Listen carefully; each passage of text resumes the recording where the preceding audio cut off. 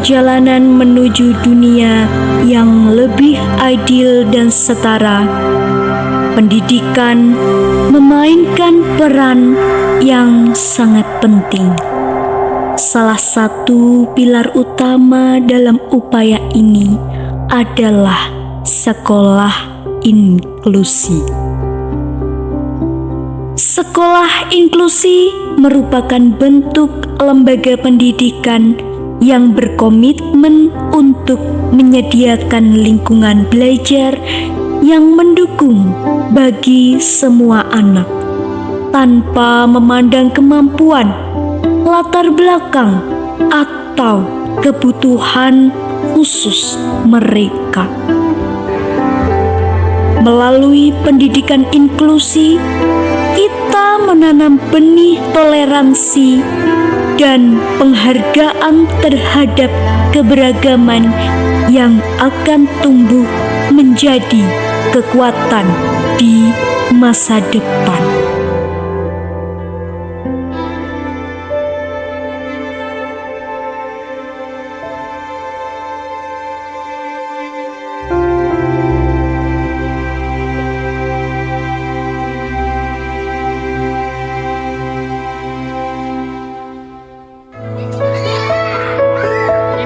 Ini video.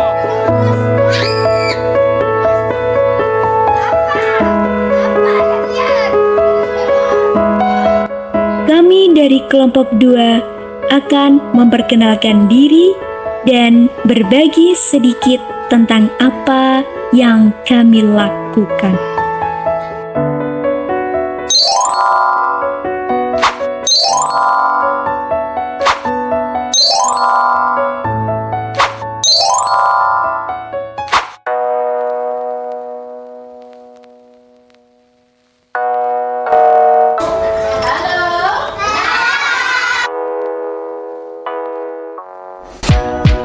Hai semua, pada hari yang cerah ini, kami dari kelompok 2 memulai perjalanan menuju SD Negeri Karangrejo 01 dengan semangat dan tekad untuk menggali informasi mengenai sekolah inklusi.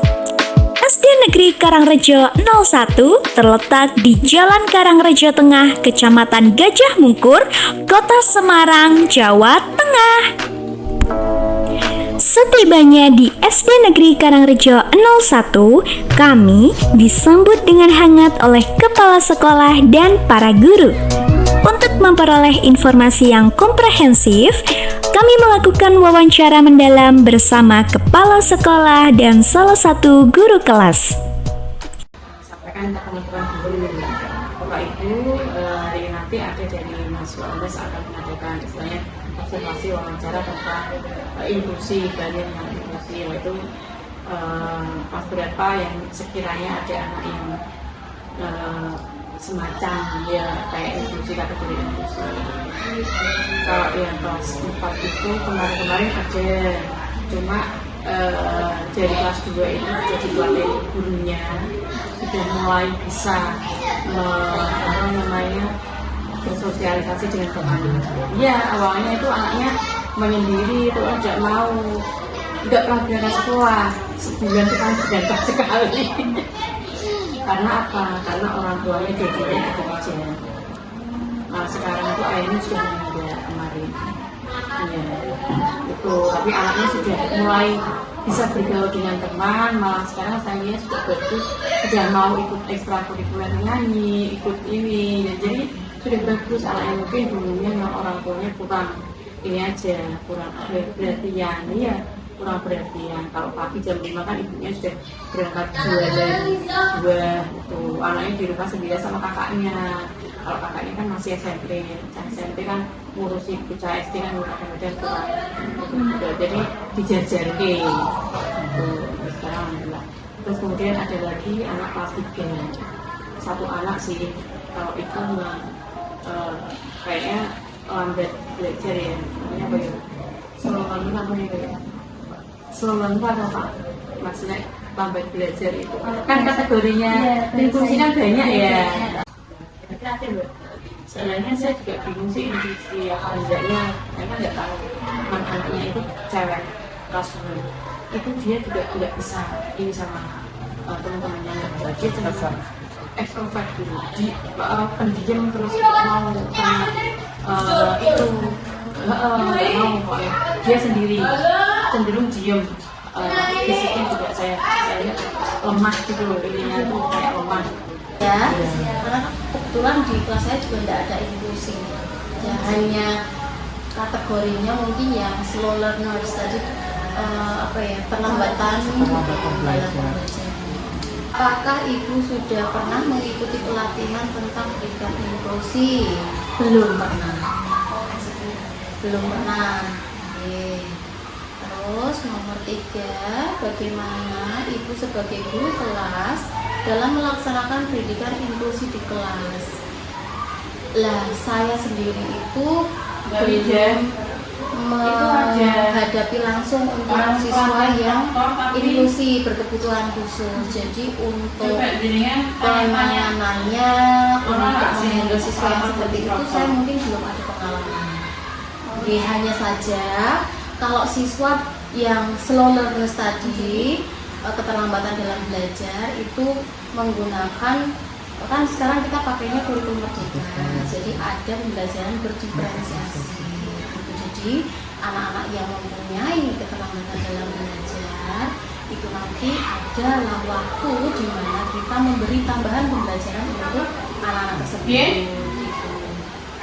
Kalau ini kan kurikulum merdeka sudah 2 tahun, kalau yang setahun kemarin, setahun pertama itu ada beberapa siswa saya, ini pengalaman saya tak ceritakan ya, ada 10 siswa karena mereka itu jumlahnya 25 siswa, kebetulan mereka adalah imbas dari corona ya, yang pas covid itu pembelajarannya daring, maka tidak tersentuh secara langsung oleh gurunya. Bahwasannya juga tugas pembelajaran itu hanya sekedar lewat via daring online saja, sehingga untuk materi atau apapun itu mungkin belum matang, sehingga ada di sana saya temukan 10 siswa yang belum cukup mampu untuk membaca dan menulis dari 25 siswa. Nah, baca sama menulis akhirnya yang 10 itu tadi setelah saya pelajari, memang mereka ada background tertentu di mana mereka sampai mendapat hal yang seperti itu. Satu, ketika menjawab tugas atau mengerjakan atau mengumpulkan pekerjaan itu dibantu oleh orang tuanya. Jadi intinya adalah yang penting numpuk tugas. Karena nilai itu semata-mata ya sudah, asal ditumpuk, dinilai, dapat nilai, naik kelas. Kami itu tidak melulu memberikan tes tulis. Tes tulis mereka kan belum cukup cakap tadi. Akhirnya alternatif dengan pembelajaran diferensiasi ini memberi pertanyaannya secara lisan. Ketika mereka bisa menjawab berarti oke. Nah, ternyata mereka mampu secara lisan, tetapi untuk secara tertulis belum. Nah, itu belum termasuk kategori inklusi. Karena kategori inklusi, ketika saya memberikan dapat penanganan saya harus didaftarkan dulu ke RDM. Tapi orang dari kota dan tanda-tanya adalah Jawa ada orang tua legowo, kemudian membuat surat miskin dulu kemudahan, kemudian baru bisa untuk mendaftarkan putra-putranya ke dinas pendidikan. Nah, setelah itu ketika dinas pendidikan ACC baru nanti siswanya dipanggil, jadi butuh waktu yang anak yang nah, ketika mau sudah masuk RDM, mereka sudah mendapatkan RDM itu, maka yang bisa memutuskan anak ini dalam tidak ya kita ini di sini untuk mengkategorikan anak inklusi tidak bisa, hanya kategorikan anak slow learners. Mereka ada perlambatan.